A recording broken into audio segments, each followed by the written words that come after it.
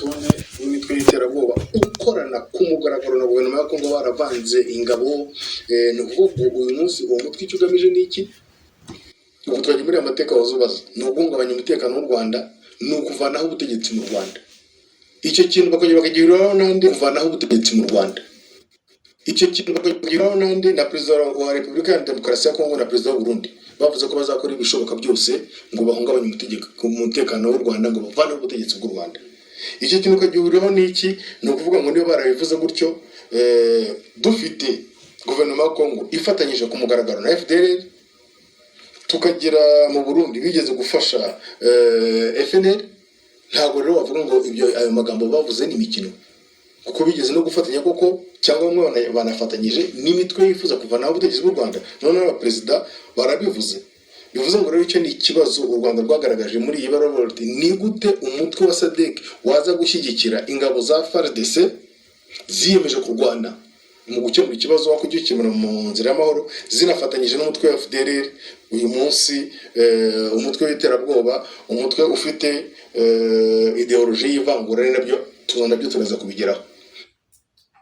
Guverinoma y'u Rwanda kandi isobanura ko iki kibazo cyo mu burasirazuba bwa Repubulika Iharanira Demokarasi ya Kongo kigeze kuri iyi ntera kubera ko umuryango mpuzamahanga wirengagije nkana umuzi w'iki kibazo.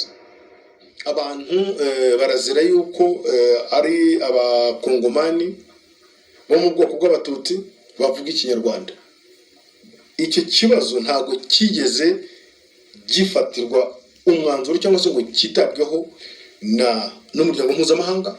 U Rwanda rurabyibutsa, ntabwo cyaritaweho. Iki kibazo cy'intambara imaze imyaka 10 ubu kiba cyarakemutse. N'ikimenyimenyi abo bantu barahunga. Mu Rwanda harabamaze imyaka hagati ya 20 na 30 barenga 100,000. Kuva intambara yatangira muri no minsi ishize hari 15,000 bimaze guhunga. Barazira uko bavutse, barazira ko bavuga ikinyarwanda, ndetse n'abandi bahahungira baba batari nabo mu rugo ariko batuye hariya nabo barahunga. Kandi mu Rwanda ntabwo ariho hari benshi, abari i Bugande, abari muri Kenya baruta bari mu Rwanda. Ni mwibaza rero iyo community yose imaze muri iyo myaka yose muri icyo gihirahiro. Uyu munsi niturumva guverinoma ya Kongo ivuga iti aba bantu babaza iki? Babaza iki? Noneho twakiganiriyeho barananiranye, niyo mpamvu nta yindi mahitamo dufite ni ukubarwanya n'ingufu za gisirikare. Hashize igihe humvikana imvugo zibasira u Rwanda ndetse n'abakuru b'ibihugu bya Repubulika Iharanira Demokarasi ya Kongo n'u Burundi bumvikanye bavuga ko biteguye guhungabanya umutekano w'u Rwanda ndetse byaba ngombwa bagakuraho ubuyobozi bwarwo. Umuvugizi wungirije wa guverinoma y'u Rwanda yibutsa ko nubwo ibyo byose bivugwa, umutekano w'u Rwanda urinzwe neza, ariko abaturage nabo bakagira icyo basabwa. Umutekano mu gihugu cyabo urahari, umutekano urarinzwe, ariko nyine ugomba kurindwa n'ababishinzwe, abasirikare, abapolisi n'abandi bose, ndetse nabo ubwabo. Abasirikare, abapolisi n'abandi bose, ndetse nabo ubwabo. Niba uhari nuko urinzwe nyine.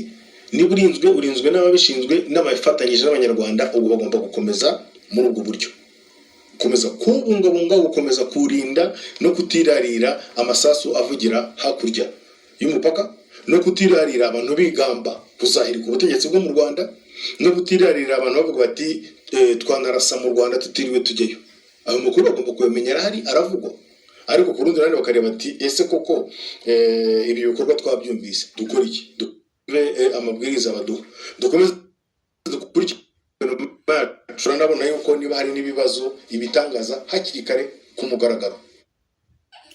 Duhindure ingingo, dukomeza tubabwira ko igihugu cy'u Rwanda n'Ubuyapani, igihugu cy'Ubuyapani cyemereye u Rwanda inguzanyo ya miliyari 118 z'amafaranga